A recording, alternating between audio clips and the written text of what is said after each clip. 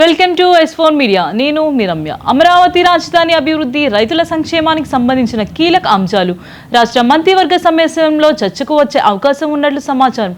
ముఖ్యమంత్రి నారా చంద్రబాబు నాయుడు అధ్యక్షతన జరగనున్న కేబినెట్ భేటీలో రాజధాని ప్రాంత రైతులకు ఉపశమనం కలిగించే పలు ప్రతిపాదనలు పరిశీలించే అవకాశం ఉందని ప్రభుత్వ వర్గాల్లో చర్చ జరుగుతుంది. ప్రచారంలో ఉన్న వివరాల ప్రకారం ఇప్పటికే భూములు ఇచ్చిన రైతులకు యాన్యుటీ ప్రయోజనాలను మరింత బలోపేతం చేయడంతో పాటు భవిష్యత్తులో భూ సమీకరణలో పాల్గొనే రైతులకు కూడా ప్రత్యేక ప్రోత్సాహాలు అందించే అంశం పరిశీలనలో ఉన్నట్టు తెలుస్తుంది.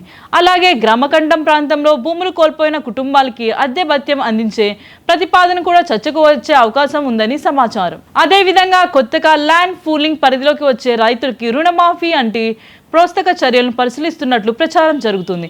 అయితే ఈ ప్రతిపాదనలకు సంబంధించి ప్రభుత్వం నుంచి అధికారిక నిర్ణయం వెలువడాల్సి ఉంది. రాజధాని అభివృద్ధిలో భాగంగా ప్రభుత్వ సంస్థలు, పారిశ్రామిక మరియు ఆధ్యాత్మిక సంస్థలు భూములకు కేటాయింపు అంశాలపై కూడా కేబినెట్ లో చర్చ జరిగే అవకాశం ఉందని తెలుస్తుంది. స్మార్ట్ సిటీ ప్రణాళికలో భాగంగా ఈనం దేవాదాయ భూముల బదిలీకి సంబంధించిన పరిపాలన అంశాలు కూడా సమావేశంలో ప్రస్తావనకు వచ్చే అవకాశం ఉంది.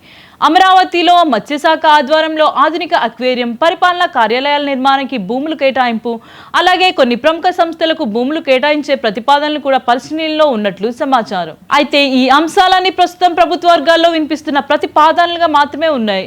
వీటిపై తుది నిర్ణయం మంత్రివర్గ సమావేశం అనంతరం ప్రభుత్వం అధికారికంగా ప్రకటించిన తర్వాతే పూర్తి స్పష్టత వచ్చే అవకాశం ఉంది.